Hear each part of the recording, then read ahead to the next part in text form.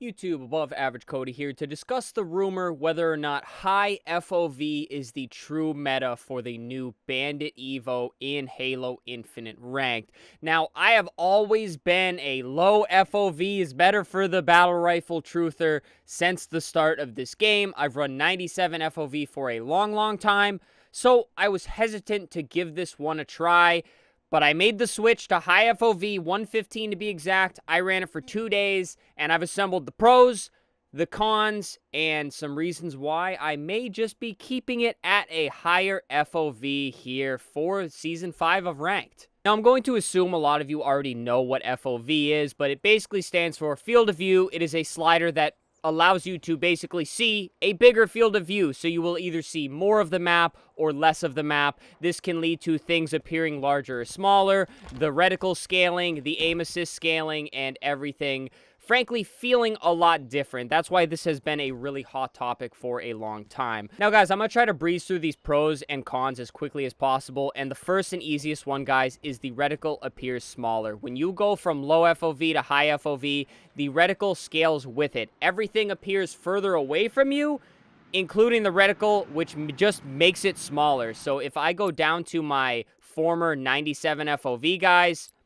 the reticle is much bigger. It has that big circle around it that comes further away from that center reticle, and it just feels like extra useless space to me. It feels like it's harder to tell where the bullet's going, so I do really enjoy the smaller reticle at the higher FOVs. It feels like it's easier to be accurate. It feels like it's easier to know exactly where I have to put this thing to hit the bullet. It does not actually affect the gameplay. It's just kind of one of those mental things where it's just a more precise aiming reticle to work with, and it just feels a lot better.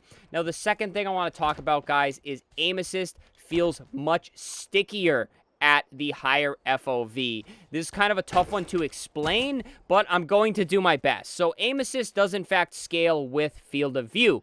If the target appears closer to you guys at the lower FOV, bigger target, the reticle gets aim assist once it hits the target. There is just more surface area for the aim assist to basically kick in.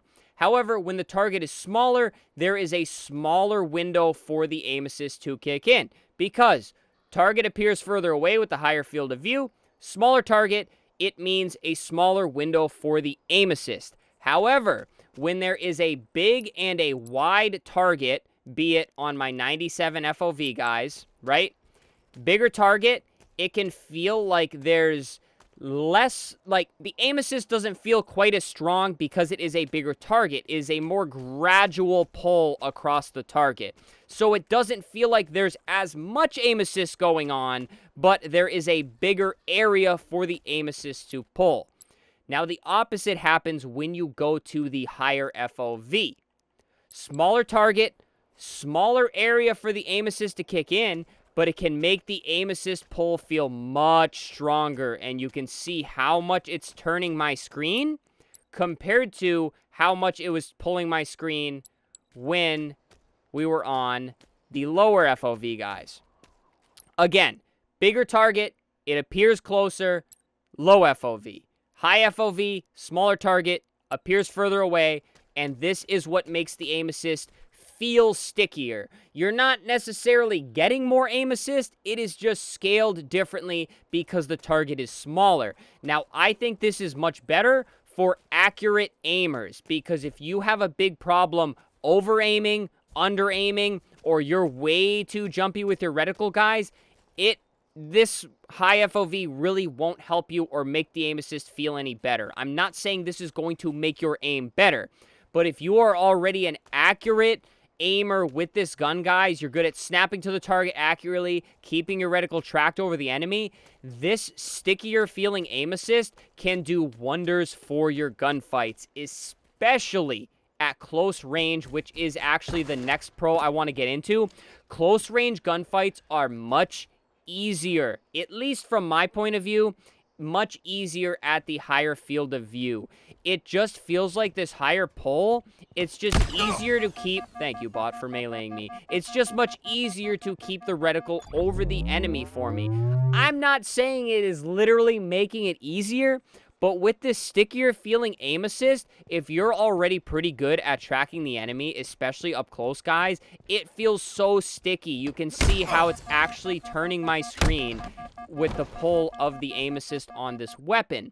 At the lower FOV, guys, I just don't feel like I have this same advantage. Again, it just does not feel like it pulls as hard, and you can see by how much it is moving my screen.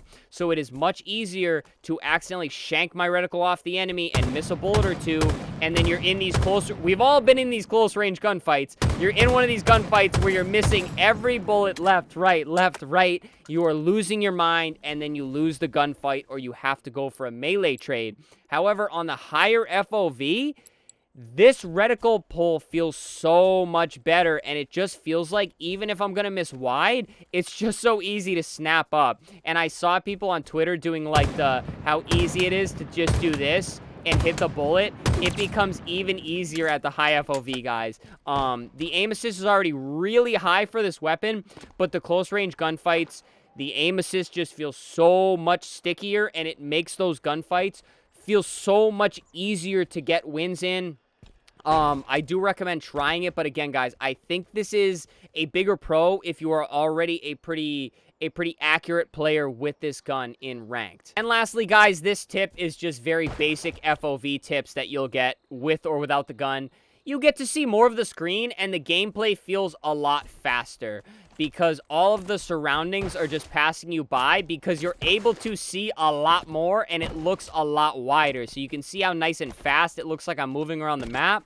However, at the lower FOV, everything seems closer, you see less, and it just feels like a much slower game, guys. Those are much smaller visual differences you'll get with high FOV, but I still do see them as pros, as it just makes the game feel nicer, look a little bit better, feel a little bit faster, and just it looks cleaner, honestly.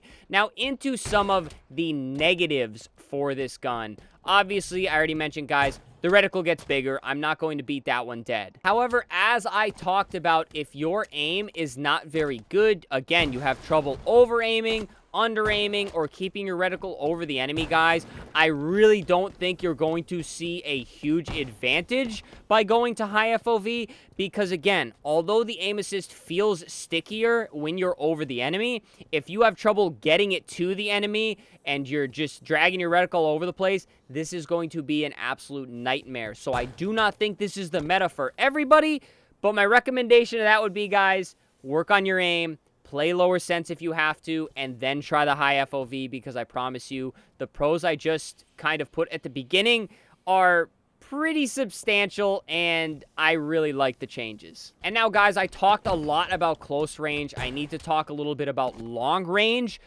Obviously, the target appearing further away, these long range fights can get a little bit tough. Again, the aim assist, you have this one little tiny area for this aim assist to kick in.